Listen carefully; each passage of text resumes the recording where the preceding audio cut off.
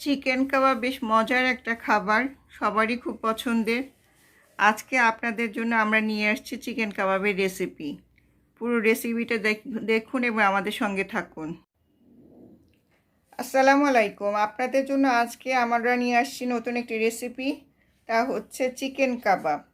Chicken কাবাব করতে যে ingredients বা উপাদানগুলো লাগছে তা আমরা একে একে বলে দিচ্ছি।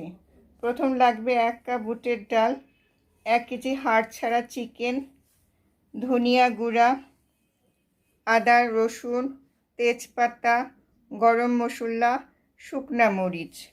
আসুন দেখি আমরা কিভাবে পুরো রান্নাটা করি বা চিকেন কাবাবটা বানাই, সাথেই থাকুন।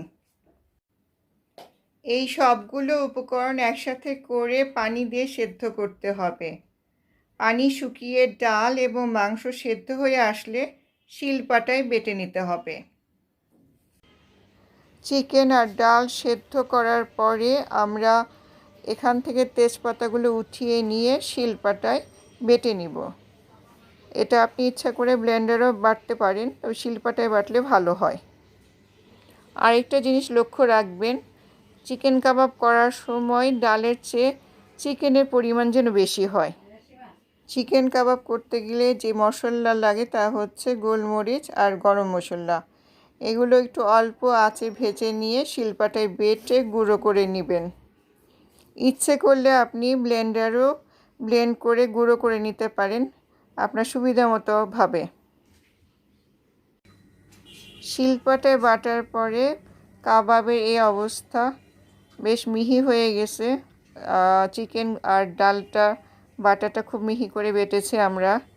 তারপর এখন এর মধ্যে আমরা একে একে দিয়ে দেব পেঁয়াজ, কাঁচামরিচ, ধনিয়া পাতা, সব কিছু ভালো করে মিশিয়ে মেখে নিতে হবে।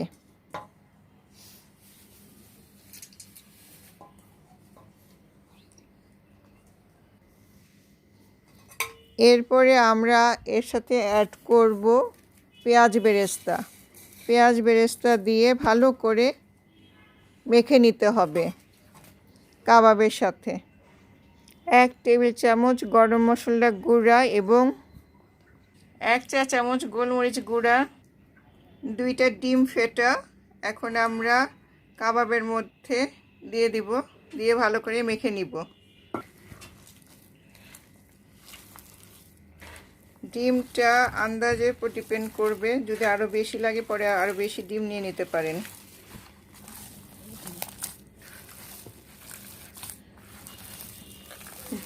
দুইটা ডিমের মিশ্রণ আমি পুরা কাবাব মধ্যে মেখে নিচ্ছি। পেঁয়াজ কুচি, কাঁচামরিচ কুচি, ধনেপাতা কুচি, আর ছিল 1 টেবিল চামচ গরম মশলা, 1 টেবিল চামচ গোলমরিচের গুঁড়ো, আর আমরা দিয়েছিলাম পেঁয়াজ বেরেস্তা দিলে কাবাব বেশ মুচমুচে হয়, খেতেও ভালো লাগে। লেবু দিয়ে দিবেন, লেবু দিলেও মজা হয়। চিকেন কাবাবটা যদি সুন্দরভাবে করা যায় খেতে ভীষণ ভালো লাগবে।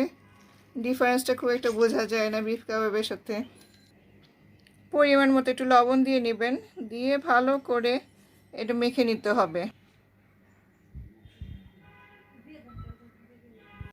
কাবাবগুলো গোল গোল করে আমরা এরকম কাবাবের শেপ করে নিয়েছি, আপনিও এভাবে করে নেবেন। অনেকগুলো শেপে হবে। তারপর এই কাবাবের শেপের চিকেন কাবাব ডিপ ফ্রিজে রেখে দিবেন। 1 রাত্র রেখে দিলে বেশ শক্ত হবে। পরে একটা কন্টেনারের মধ্যে আপনারা এই কাবাবগুলো রেখে 1 থেকে 1.5 মাস খেতে পারেন। কাবাবগুলো এখন আমরা ধিমে আঁচে ভেজে নিচ্ছি। 1 পিঠ ভাজা হয়ে গেলে আরেক পিঠ ভাজবো। আর খেয়াল রাখতে হবে যেন পুরো না লেগে যায়, খুব ধিমে আঁচে ভাজতে হবে। একটা করে কাবাব আমরা উল্টিয়ে নিচ্ছি। 1 পিঠ ভাজা হয়ে গেছে অলরেডি, আরেক পিঠ আমরা এখন উল্টিয়ে দিয়েছি। ধিমে আঁচে ভেজে নিচ্ছি। এই হচ্ছে চিকেন কাবাবের ফাইনাল লুক। চিকেন কাবাব এভাবে আপনিও বাসায় বানিয়ে খেতে পারেন, বিফ কাবাবের সাথে কোনো ডিফারেন্স পাবেন না, খেতে ভীষণ মজা লাগবে। অনেকে বিফে অ্যালার্জি আছে, খেতে চান না, তাদের জন্য চিকেন কাবাবটা বেশ উপাদেয় হবে। এটা সবাই খেতে পারবেন, ভাতের সাথে, পোলাওয়ের সাথে, রুটির সাথে, যে কোনো কিছু খাবারের সাথে খেতে খুবই ভালো লাগে। আর আমাদের চ্যানেলটা অবশ্যই, যদি ভিডিওটা আপনাদের ভালো লাগে, সাবস্ক্রাইব করবেন আর আমাদের পাশে থাকবেন। এরপরে আমরা আরও নতুন নতুন রেসিপি নিয়ে আসছি আপনাদের জন্য। কাবাব ভাজা একটা টিপস হচ্ছে, একটা ডিম ফেটিয়ে নিয়ে ডিমের মধ্যে কাবাব চুবিয়ে ভাজবেন, দেখবেন কাবাব ফাটবে না আর খেতেও অনেক ভালো লাগবে। এইভাবে সচরাচর কাবাব ভাজা যায়।